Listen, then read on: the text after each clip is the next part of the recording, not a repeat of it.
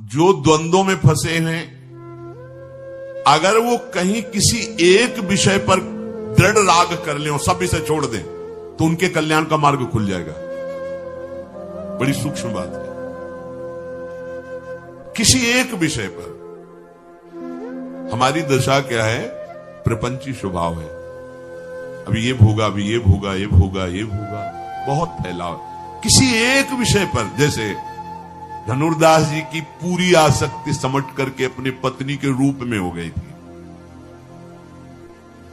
कहीं आसक्ति नहीं, ना अपने से न पराये से, बड़ी ऊंचाई पर पहुंच गई। दोस्तों, राधे राधे बोलते रहें और बाबा जी के प्रवचन को आगे बढ़ाते रहें और सुनते रहें। गए इस आसक्ति को लेकर। ना अपने शरीर की शुद्धि है कि लोग क्या कहेंगे। अब सामान लेने अगर घर की कोई सेवा की बाजार में जाना है, तो वो अकेले नहीं जा सकते थे, पत्नी के बिना नहीं जा सकते। और वो भी ऐसे नहीं कि साथ ऐसे चले, रूप देखे बिना नहीं रह सकते। तो धूप ना पड़े उनके रूप में ऐसे छाता लेकर के और बैग पीछे हटते जाते थे, उल्टा चलते, सामने पत्नी आ रही, लोग हंसी दिल्ली मजाक करते, कोई परवाह नहीं। आसक्त चित्त, देखो सब जगह से हटकर एक जगह आसक्त हो गए। इस एक आसक्ति का चमत्कार हुआ कि ये सूचना आचार्य चरण तक पहुंची। उनके शिष्यजन कोई ठाकुर सेवा की सामग्री लेने आए थे कि प्रभु हमने तो आज ऐसे स्त्रीण पुरुष को देखा, स्त्री आसक्त पुरुष को, कि वो ऐसे ऐसे चल, बहुत काम की बात है। पूरा चित्त उसने समेट दिया है, बस उसका मोड़ कर देना है। पूरा समिटा हुआ चित्त है। नजदीक गए, उनका भाई तुम ऐसा क्यों? उनका देखा महात्मा, उनका मैं जी नहीं सकता इस रूप के। बोले अगर इससे भी सुंदर रूप हो तो? बोले ऐसा हो ही नहीं सकता। उनका अरे ऐसी कैसी बात कर, जे ही स्पर्श किया तो संकल्प किया तो रंगनाथ जी भगवान के मानस। मंगलसूत्र किसका है?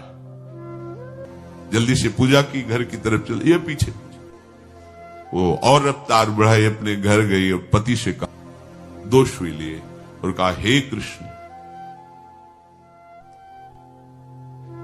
आपने कृपा करके अवसर दिया, पर ये नेत्र आपको देखने के लिए लालायित नहीं हुए।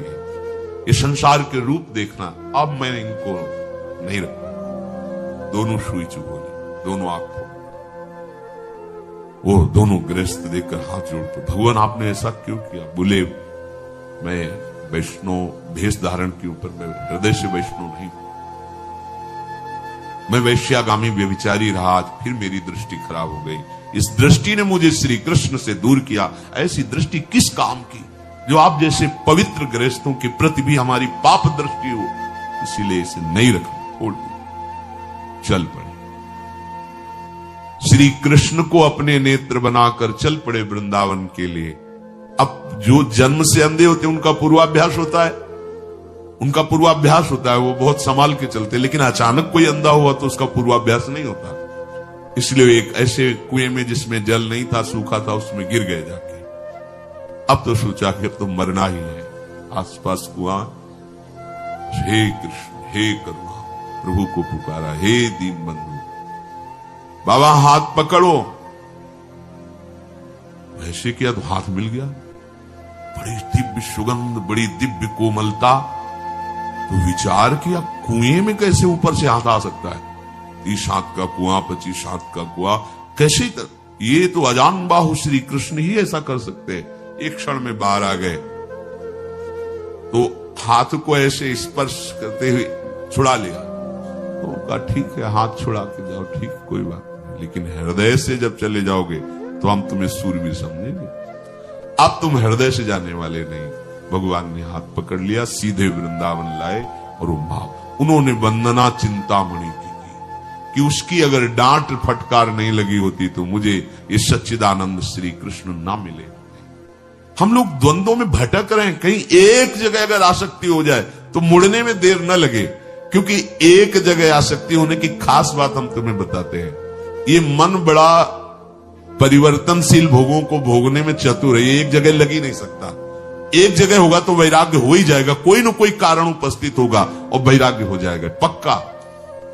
जो सदगृहस्थ अपनी पत्नी के सिवा कहीं दोष दृष्टि नहीं करते, गलत आचरण नहीं करते, निश्चित है चौथी अवस्था में उनको वैराग्य हो जाएगा।